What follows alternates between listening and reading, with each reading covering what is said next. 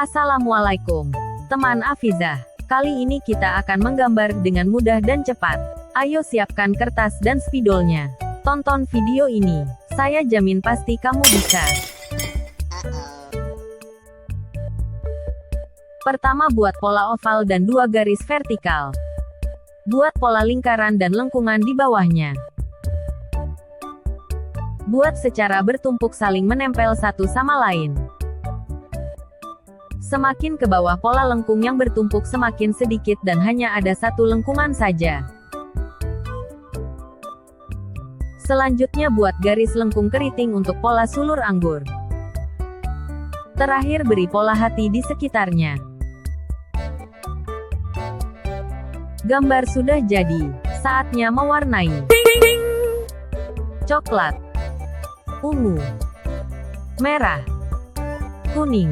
Ini hasil menggambar dan mewarnaiku.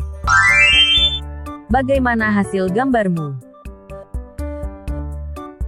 Buat pecinta channel Afizah DIY, jangan lupa like, share dan subscribe channel Afizah DIY. Sampai jumpa di video lainnya. Bye-bye.